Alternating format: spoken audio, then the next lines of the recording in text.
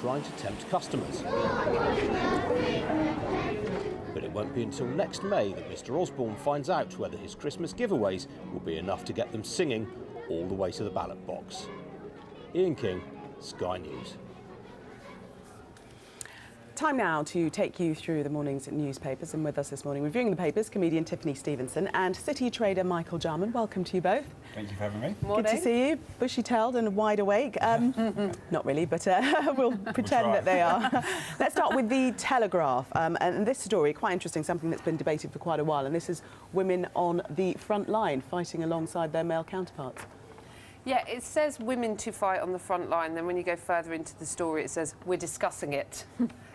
Just to say, we have actually spoken to the MOD on this story, and they've said basically this isn't true, this isn't the situation at the moment. But I mean, it's still something very interesting to speak about, and something that could be part of the future. Well, they were saying it's getting increasingly hard to justify the restrictions on women fighting in the front line, because they've already been lifted in sort of America, Australia, Canada. The interesting part I lifted from this was critics have warned that men and women are bound to form relationships which could disrupt closely knit units, a bit like the men and other men who form relationships within their unit. I mean, obviously, the guys look out for each other, form bonds and friendships and relationships as well. So I don't think that's any different between men and women. I suppose what they're saying is that women could be a distraction for the men on the front line. Yeah. But men are a distraction for men. Depends on, you know, I don't think it's, I don't think that's an issue, you know. And there's, you know, women and men have different skills, especially sort of in that arena. So, you know, there might be speed on one side, there might be observation on another. So it'd be interesting to see if they combine both sets of skills, whether you could actually create more of an elite sort of crack team. Michael, would you have objection to this? No, I think it's been a long time coming, in all fairness.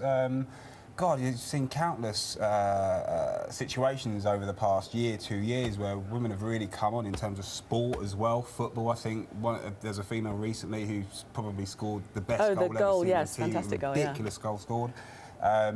Matchroom's boxing, their head of security is a little short, stocky female called Speedy, and you wouldn't want to mess with her on a night out. I can promise you that. She's a lovely girl, but she's up for doing the job. She can do it and she can handle herself. So I think this has been a long time coming. Obviously, that they've said this is inconclusive yet. They still have to review the situation, and I'm assuming there's going to be set tests to make sure that they meet the appropriate requirements. But it does seem that all the arguments against it are falling by the wayside, really, and being knocked down. They've so always no tried to sort of ignore women's sort of war efforts outside of this, outside from fighting on the front line. They've only recently put up the statue for the land girls. We go, God, if you think about wars and how many statues there are to soldiers, and even horses. Horses get recognised before women do. So I think it's about time changes are coming, you know, and there's a quote in here about, I believe that camaraderie is best between a band of brothers, between men, and you go, times are changing, and I think we need to see that in sort of every area of the military. Women can be comrades too. Let's move on to the Times. Michael, this is your story in the Elgin Marbles. Greece none too happy. Yeah, Greece none too happy. Obviously, this is a story basically on the fact, and it's pretty much so everywhere this morning actually. The British Museum has lent or loaned out the Elgin, or one of the Elgin Marbles, to a museum in St. Petersburg in Russia. The Hermitage Museum it is. Greece, this has obviously been long disputed for, the past 100 years or so, saying that, you know, Greece want the right to have the Elgin Marbles back in the country where it belongs. That being said, obviously, this just stokes more fuel to the fire at the moment. Greece, rightly so, probably a little bit ticked off. There was an interesting quote on it from broadcaster and historian David Starkey, who's gone on to say basically it's a huge PR error. And I'm reading a quote. He says, anything that weakens the unbreakable connection of the marbles to London, which this does, strengthens the claims of Athens. Neil McGregor, the director of the British Museum, he has gone on to state that, look, you know, we are open to suggestions if we need to loan the marbles back to Greece, as it were. But what's actually happened is Greece have never came to the forefront actually formally asked. Well, that's for the what he's marbles saying, to that they've be never returned. formally asked for the sculptures to be returned. Which seems a means bit then is it more of a surprising. political situation? That seems a bit surprising because Greece has been Incredibly campaigning for surprising. years about demanding the this. return. You so- would have thought they would have asked for it formally by now. And Not- also, he says that the British Museum is prepared to loan the marbles to Greece, and that hasn't gone down very well there. That's because they want them back, but They don't feel- I would expect Well, it's something that to you happen. take something that you think belongs to you and then says, oh, you can borrow it. Yeah. How would we you should feel? play school rules, like you used to play marbles at school, and actually play a game, see who wins. They get to keep the marbles. I don't think I'm going to have it anytime soon, but probably a good I'll leave you idea. to come up with a suggestion for the game that they'd have to play. Poor Greece, even their yoghurt's strained. I feel David Starkey as well, whenever he appears to take a viewpoint on something, I always remember the fact that David Starkey said that women wouldn't make good historians because they weren't smart enough. And I was like, women who see everything, hear everything, remember everything, make amazing historians. Yeah, memories like elephants, so I certainly have. Let's look at the Mirror now. What's this about Princess Beatrice being the victim of cyber terrorists? Well, possibly. Was she at Sony when hackers hit? So this is Kim Jong-un, classic Kim. Basically, she was doing I think she was doing an internship at Sony Pictures, and they've been hacked, and films have been stolen, unreleased films. Now, these films have characters in them, films including The Interview, in which 2 characters are hired to kill Kim Jong-un. So that's why so basically it's high-level piracy. Piracy is the word. Piracy? That's a new word.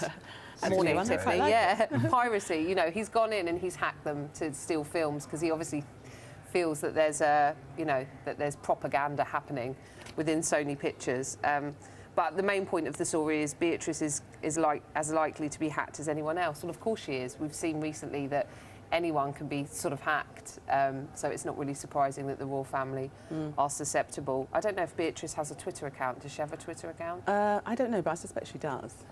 They probably Yeah. I would think have possibly, access yeah. to that as Yeah. well. I love Yeah. the fact that the picture that they've got really encapsulates the fact that, ha ha ha, I've hacked you. Look, real big cheesy grin on his face. Have that, Beatrice. But they don't take very well to him not being displayed in a favourable light, do they? No, not in. There was a hairdresser in Ealing that was offering the Kim Jong-un haircut, and they got a talking to because they thought it wasn't a very funny subject to take the mickey out of the leader's haircut. and it's a pretty awful haircut. I've just said it. Oh no! You might be getting a talking to as well. Be careful. We'll protect you as long as we can. The Telegraph, Michael, this is your story next. Yes, is this Mr. Whelan? Okay, for He's those back that in the news, don't know, just remind us. Yeah, right. David Whelan, the chairman of Wigan Athletic Football Club, who are a championship side at the moment. Basically, this man just seems to go from worse to worse. He just keeps digging and digging and digging. He's recently appointed a manager, Malky Mackay, who was basically in the firing line for using the term chink in a text messages, and also I think on the quote says nothing like a Jew that sees money slipping through his fingers. Obviously, probably not the right things to be saying as an appointed rep of the FA and a football manager. Malky Mackay went on, David Whelan went on record to actually defend him and protect him. Probably not the sensible thing to do, being the fact that you're a chairman of Wigan Athletic. And he's now actually gone on record again to the Jewish Chronicle and said to them that it is okay to use the term chingalings because he's been using it when talking about The thing is, he eating. doesn't realise what he's saying. He doesn't think he's saying anything wrong. But this is the problem. He is a man in significant power with significant influence over, a very well-respected and well-branded football club. And I really do hope that the FA take this seriously because they're very quick to act on football players when Mario Balotelli tweets something that shouldn't have been said, which was maybe said in jest. I don't see him as an outright racist. I don't think he is. He's got, people from all different walks of life who play for the football club. But a man within his position and his power should not be going on record. So what do you think the solution is? Should he be educated or No, he's taken 78 years aside? old. I don't think you can educate him. I think he needs to retire. I think Right, he you needs to think he resign should from the go? football club. Yeah, he's He not needs to fit think proper. before he speaks, really. Basically, yeah, like common sense. Common sense, yeah. 101. I wouldn't go on record now, live on TV, and say something that I may say to one of the lads down at the local. When you've already caused offence, to do it again. Yeah, I mean, seems he very has, just to strange. say, he has denied saying this. So, I mean, I suppose it's still up for investigation, but clearly he doesn't believe that comments that he has made anything's wrong Well, with he them. has got a pretty long scripted, if you get a chance to read the article, a pretty long scripted, heartfelt apology there. So I would say there is definitely something that has happened behind the scenes, whether he wants to deny it or not. He's not fit and proper to stand the job at the moment. He needs to go in my eyes. So says MJ. Right, Tiffany, Michael, for the moment, thank you. We're going to take a break. Stay with us. More papers coming up soon. Your spark. Every year it's under threat from colds and flu. Bodies may ache and minds may turn to cotton wool. You just don't feel yourself. Beecham's can help change that. Beecham's Max Strength All-in-One helps relieve your cold and flu symptoms to help unlock your mind. So we'll help you get back to being yourself. Get your spark back with Beecham's Max Strength All-in-One. Cortana, when my wife calls, remind me to tell her happy anniversary. Next time you talk to Caroline, I'll remind you. Oh, and remind me to get roses when I'm near any flower shop. Sure, I'll remind you. You're making me look good. Cheers, Cortana.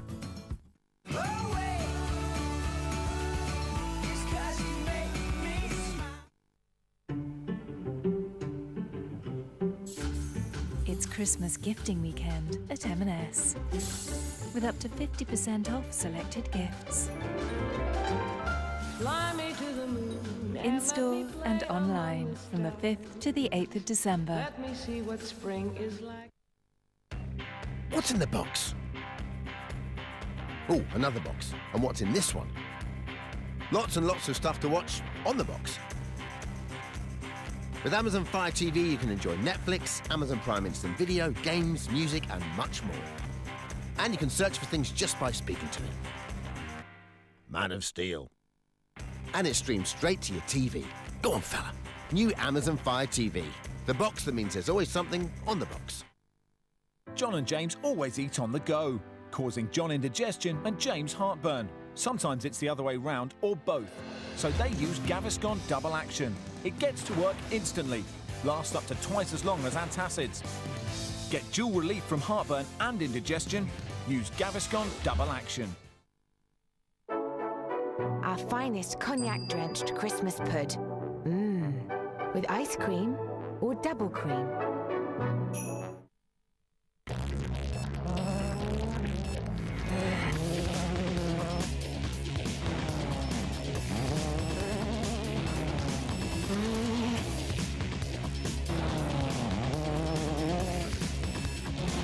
Pulsar.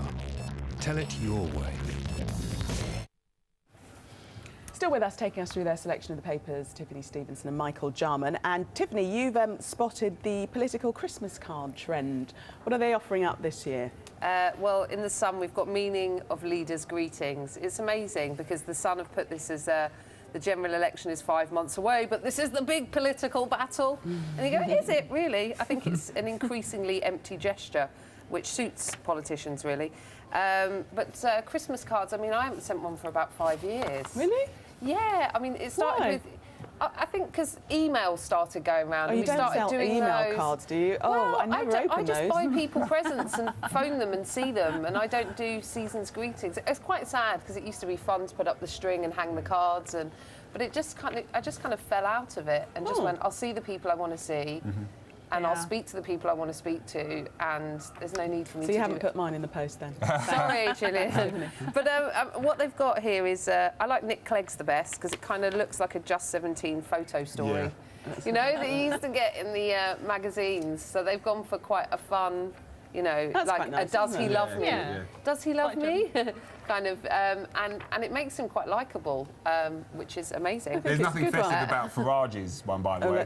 Farage's is... try and get that one up. Yeah. That is him, what was it, running over the other three and saying that's not very... what he sees as next year's election as a political version of the Hunger Games. Happy Christmas. It's so tacky looking. It's like it's straight out it's of the nothing to do with 70s, Christmas, is it? Yeah. Not at all. Yeah. And then what do we think didn't of... even put any tinsel around that van. What do we think of Cameron's? Cameron's is quite a... well, as they've written here, it's quite a powerful... It's quite a powerful statement because he's surrounded by the Chelsea pensioners there who are very well loved and liked, and it's got the Christmassy colours. Like, whoever's done this photo has done a very good job It's outside number 10. It's got, you know, they're in the middle at the centre of it. Shows who he is. It's quite a, you know, powerful picture. Yeah, it's And quite a powerful Michael, we picture. have run out of time. We have to bring back some of the other papers that we wanted to have a look at. Do stay with us. Let's see what's happening with the weather now with Naz. Good morning. Well, it is a chilly start out there across much of England and Wales and up towards eastern parts of Scotland as well, with the clear skies from overnight. Now, we will